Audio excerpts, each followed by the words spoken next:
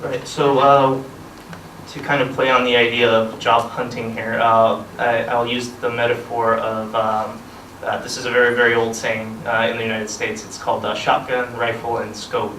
And what this really means is a wide net, and then focus, and then pinpoint.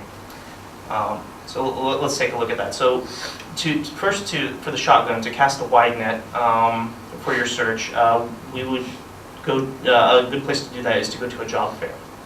And job fairs are generally set up for university students or people who are early in their careers. And they can go, and a lot of companies set up booths. And you can go and you can meet, you can learn about the company, you can make some contacts inside the company, and you can give them your resume. And it's usually very short. I mean, you're not going to spend more than maybe 20, 30 seconds talking to somebody or a representative. So it's not very good in that you won't make a strong connection, but you can make a lot of connections. And so really the key here is to understand what's available. That's one thing that you can get out of this, is you can see what kind of jobs and what kind of opportunities are available. The other thing is you do have a chance to impress somebody. So if you can, in a short amount of time, really shine and put your best qualities forward, there is a chance that somebody will get back to you. But again, don't expect a lot from job fairs other than they're incredibly good at figuring out what's out there. So it's kind of a wide approach. So at job fairs, you just can get a chance. You just can get a chance to get information about companies. Then after that, you will apply for the job. So you just need to get information. Okay. Yeah, exactly. And the other thing is you can see what kind of jobs are available. Sometimes I think it's hard. You may know what field you're in, or you may know that a company that you would like to work for, but you might not know exactly what kind of positions or roles that they have within the company. And one thing you can do at the job fair is find out exactly what kind of positions they're trying to fill, what kind of roles they're trying to fill, and how you can, when you contact them afterwards, what is the best way to present yourself. Really, they'll tell you exactly what they're looking for at the job fair. So what you want to do is, when you contact them, if you do really like them, tailor your application to what they told you that they're looking for. And I think that'll help you get ahead of everybody else. Thank you. So the next option, what is the next option is? Right. So once you have an idea of what your, what the market looks like, what your opportunities are, the next step would be to narrow it down and to use the internet as sort of a rifle. So with a rifle, you can pick and choose your targets, and one way to do that is to use the internet to go through and look at the job postings and see what's available, and to pick and choose things that look like good fits and to apply to those particular what looks like a good fit to you. There's two on the internet. You'll notice two major categories of job tools. One is like the large job networking sites like Monster, Career Builder. These are basically just a lot of people going on posting a lot of resumes, and a lot of companies coming on and posting a lot of jobs. So it's a big, wide ocean. It's nice because there's a lot of companies posting a lot of jobs. It's not so great because also there's a lot of candidates, and there's a lot of turnover. It's not very personal, so it can be a little bit tough on some of the larger sites. But nevertheless, it's good to go there and post your resume and try to apply for several jobs and see if anything comes back. You can narrow it down even further by going to a specific site that deals with more of your area. For example, there are websites like Craigslist and Stack Exchange, and they focus more on, Stack Exchange in particularly for my field focuses on computer science graduates and computer science related jobs. So when you go there, it's much more narrow, it's much more intimate. It tends to be, you have to put in more effort to get to know people, but the results tend to be better. That being said, both are very useful. So try both the larger websites and try finding more category niche specific websites, depending on what your specialty is. So Monster and Calibre. Oh, okay. So Monster and Calibre, that is range of bigger than the Craigslist. That's correct. They cover everything. So every possible job. Specify for the specific jobs. Yes. Well, the more important thing about Craigslist and Stack Exchange is you have direct contact with the employer. So Craigslist doesn't get in the middle, whereas Monster and Career Builder tend to act like a middleman. So you kind of go through them and then you go to the job or whoever's hiring. Whereas with Craigslist and Stack Exchange, the hiring managers will go directly there. So when you send your first email, it's going to go directly to whoever's doing the hiring. So yeah, and you also have to be aware of that. Like on Monster and Career Builder, you can send the same resume. You can, the cover letter can be generic. But with Craigslist or Stack Exchange, you want to be more personal. You want to be more tailored to the job that you're applying for. Okay. So the next option. Oops.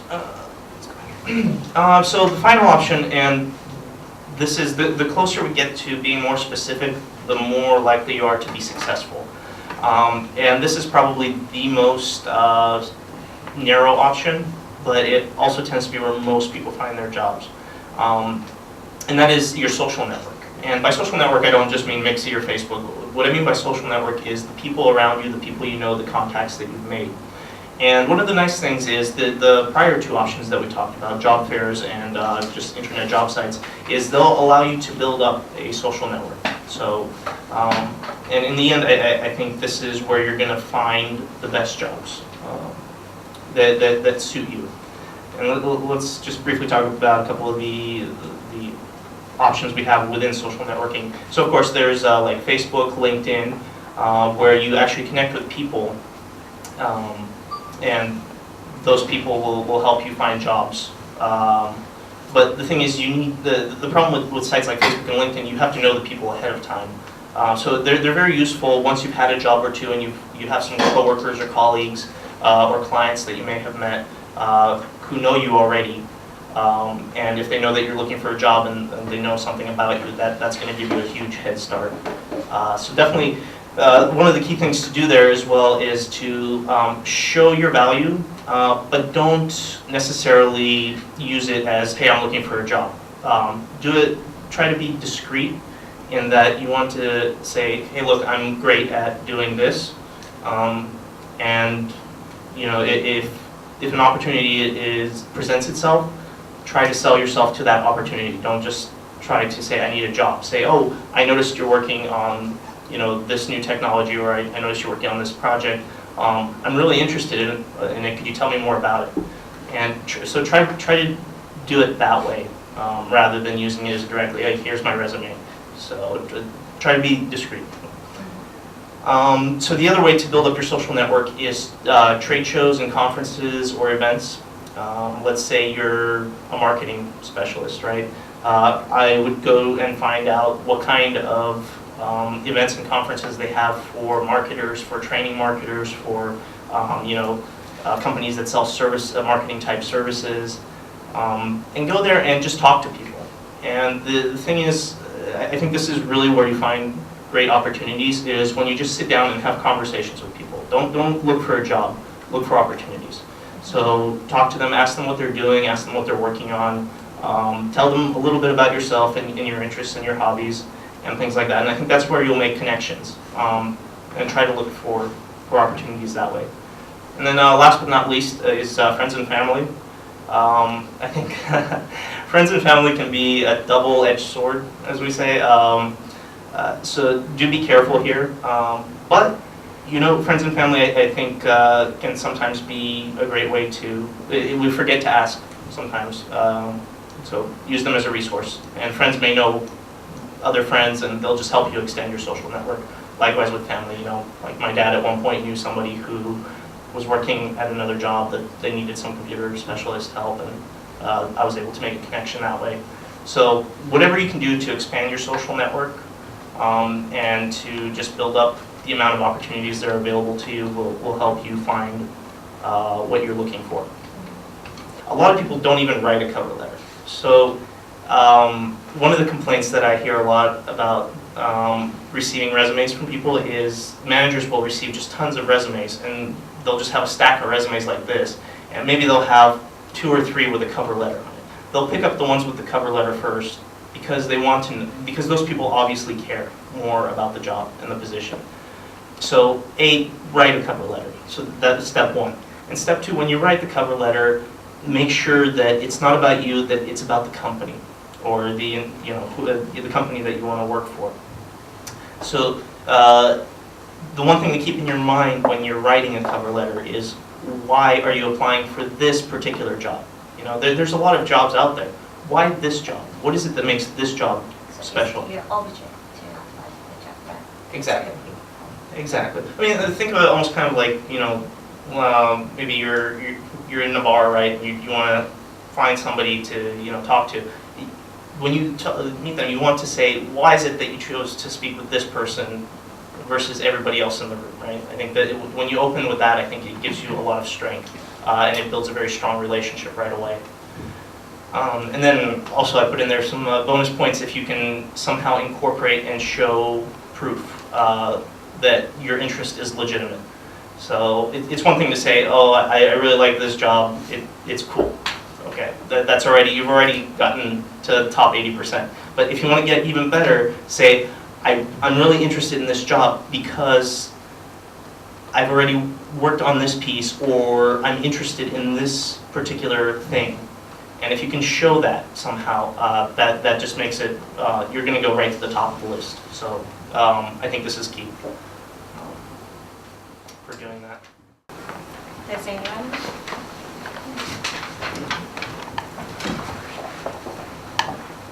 Excellent.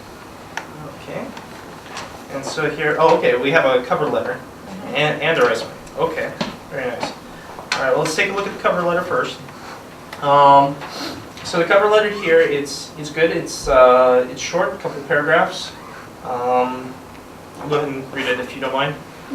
So I'm writing to apply for the ground staff advertised in the internet. I hope you will agree that my qualifications match your needs and consider me for the position. Okay, it's a nice way to open. You let them know that the job that you're applying for and how you found it. That's fine. My past experience as well as my skills qualify me for this position. I had experience for 3 months as an internship at the airport. I'm much more interested in working for ground staff. I work well under pressure. I believe you will find that my experience has equipped me with skills and capability in assuming this challenging role within your organization. Very good. I would like the opportunity to explore what are apparently areas of mutual interest and possibly set a schedule for an interview. Thank you very much. Okay, very nice. Okay, this is good. Again, what's happening here a little bit is you're talking about yourself a little bit more than the job.